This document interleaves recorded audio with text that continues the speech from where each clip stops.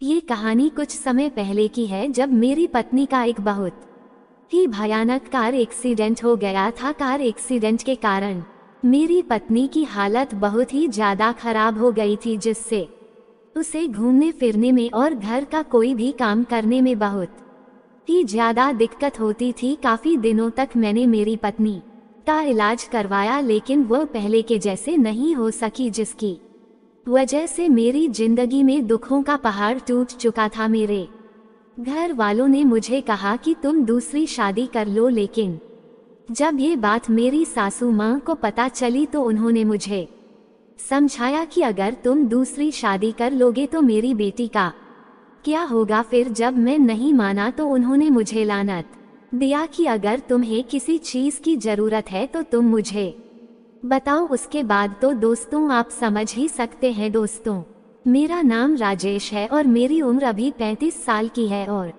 मैं घर पर रहकर ही ऑनलाइन बिजनेस करता हूं और अपना ऑफिस भी चलाता हूं। मेरे घर वालों ने मेरी शादी 22 साल की उम्र में ही करवा दी थी। मेरी पत्नी का नाम पूनम है और शादी के बाद हम पति पत्नी काफ़ी खुश थे। मेरी पत्नी मेरा बहुत ही ज़्यादा इज्जत और मान सम्मान करती थी और हमारी जिंदगी बहुत ही अच्छे से चल रही थी। मेरी सास सुमा माया है और उनकी उम्र 47 साल है। मेरे ससुर जी को इस दुनिया को छोड़े लगभग 6 साल हो चुका था, यानी कि मेरे शादी से पहले ही वो इस दुनिया को छोड़ चुके थे। मेरी सासू माँ ने अपने आप को काफ़ी मेंटेन करके रखा हुआ था। मेरी ससुराल में सासू माँ के साथ उनका एक बेटा और उनकी बहू भी रहती है। जैसा कि मैंने आपको बताया था कि मैं शहर में रहकर ही ऑनलाइन काम करता हूँ और ऑफिस भी जाता हूँ, इसलिए मैं अपनी पत्नी को लेकर उसी शहर में चला गया जहाँ मुझे काम करना था। हमारी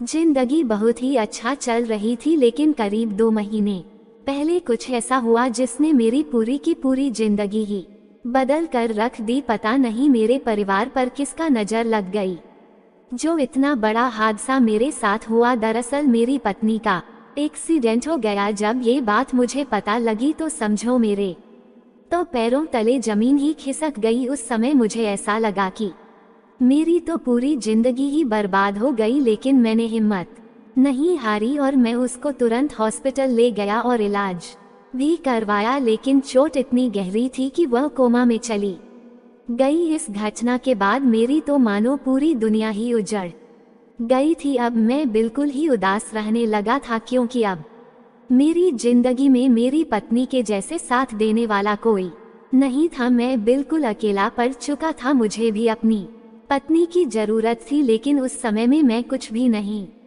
कर सकता था। इस घटना को हुए लगभग 4 महीने हो चुके थे। उसकी देखभाल के लिए उसकी माँ यानी मेरी सासू माँ शहर में हमारे पास रहने आ गई और वही खाना बनाती थी और मेरी पत्नी का देखभाल भी करती थी। पहले तो सब कुछ नॉर्मल ही चल रहा था, लेकिन अब मुझे अपनी सास के साथ बिल्कुल पति पत्नी की तरह रहने का मन हो गया। इस बीच कई बार मेरे मम्मी पापा भी आए और वह मुझसे मिलकर गांव वापस चले गए। मैं बहुत ही ज़्यादा टेंशन में रहने लगा था, क्योंकि मेरी पत्नी की हालत तो गंभीर थी ही, लेकिन मेरा मन मान ही नहीं रहा था। कुछ दिन तो यूं ही गुजर गए। इस बारे में मेरी सास ने भी मुझसे बात की, लेकिन किसी की भी बात का मुझे उतना फर्क नहीं पड़ा। मैं तो चाहता था कि मेरी सास मेरे साथ बिल्कुल पति पत्नी की तरह है, क्योंकि उनके भी पति को गए हुए काफ़ी दिन हो गए थे और देखने पर लगता नहीं था कि उनके पति इस दुनिया में नहीं है। फिर बीते हुए दिन के साथ मेरे घर वाले मुझसे दूसरी शादी करने के लिए कहने लगे, क्योंकि मेरी बीवी निशा की हालत में कोई सुधार नहीं हो रहा था।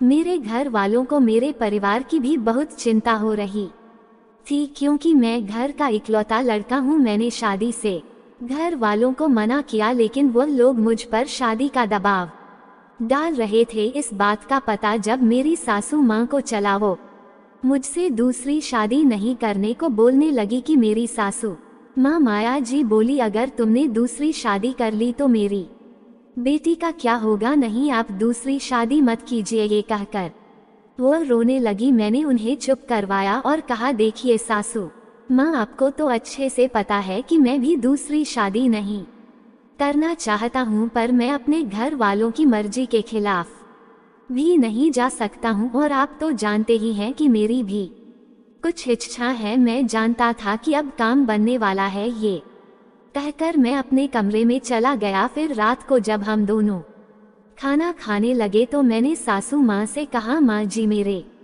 घर वाले तस्वीर भेज रहे हैं, आप देखकर बताइए कौन सा ठीक रहेगा। हम दोनों ऐसे ही बातें कर रहे थे। 2 दिन के बाद सुबह का समय था, जब मैं ऑफिस जा रहा था, तभी सास ने मुझे टिफिन दिया और बोली, आज जरा मार्केट से कटहल लेते आइएगा, शाम को कटहल की सब्जी बनेगा और जरा जल्दी ही आइएगा दामाद जी, क्योंकि आपसे मुझे कुछ जरूरी बात करनी है। फिर मैं अपने ऑफिस चला गया और ऑफिस में बैठकर कई बार सोचने लगा कि सास को मुझसे कौन सी जरूरी बात करनी है। धीरे धीरे समय बीत गया और आज मैं ऑफिस को 4 बजे निकल गया। मार्केट जाकर मैंने खाने पीने का सामान खरीद लिया और सास के कहे अनुसार कटहल भी ले लिया। फिर जब मैं घर पहुंचा तो देखा मेरी सास किचन में खाना बना रही थी। मैंने सारा सामान उनको दिया और हाथ मुंह धोकर हॉल में बैठ गया और सामने लगे टीवी पर न्यूज देखने लगा। लगभग 1 घंटे बाद जब खाना बन गया तो मेरी सास बोली, दामाद जी, खाना खा लीजिए। इस पर मैं बोला, आपको कुछ जरूरी बात करनी थी, बताइए क्या बात थी। वह बोली, पहले खाना खा लीजिए, फिर मैं बताती हूँ।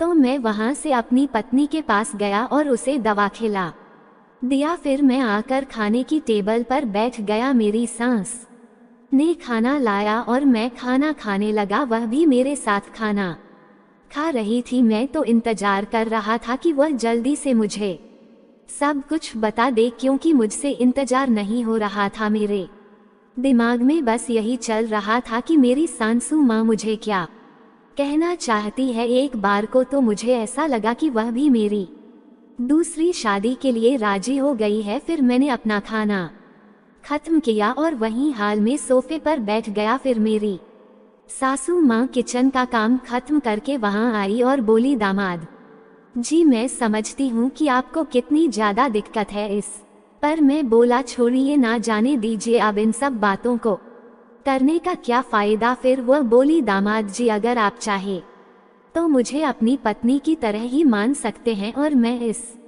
बात को ही आपसे कहना चाह रही थी। फिर मैं भी बहुत खुश हुआ, क्योंकि मैं भी तो यही चाहता था कि मेरी सास भी मेरे साथ बिल्कुल मेरी पत्नी बनेकर रहे। मैंने सास से कहा, ये बात आपको और पहले ही बोलनी चाहिए थी। फिर लगभग आधे घंटे के बाद हम अपने अपने कमरे में जाकर सो गए। सुबह करीब 10 बजे मेरी नींद खुली, क्योंकि आज मुझे बहुत ही अच्छी वाली नींद आई थी। मैं जल्दी तैयार होकर अपने ऑफिस को निकलने लगा तो सासू माँ ने मुझे लंच बॉक्स पकड़ाया और मैं उसे लेकर चला गया। अब मेरी ज्यादा से ज्यादा टेंशन खत्म हो चुकी थी, क्योंकि समस्या का समाधान अब मेरी सासू माँ ने कर दिया था। इस तरह से मेरी जिंदगी बहुत ही आराम से बीतने लगी थी और सासू माँ भी बहुत ही ज्यादा खुश थी। 5 महीने बीत जाने के बाद भगवान की कृपा मेरे परिवार पर हुई और मेरी पत्नी निशा बिल्कुल ठीक हो गई। अब मैं, मेरी सास ना मेरी पत्नी बहुत ही खुशी खुशी रहने लगा। इस तरह से मेरी सास भी अब हमारे घर पर ही रहने लगी थी और उनको यहाँ पर देखकर मैं भी खुश रहता था। मेरी पत्नी की हालत ठीक हो जाने के कारण फिर से हम पहले के जैसे ही रहने लगे। तो दोस्तों, वीडियो अच्छी लगी हो तो चैनल को सब्सक्राइब जरूर कर दें। मिलते हैं अगली वीडियो में, तब तक के लिए love you and take care.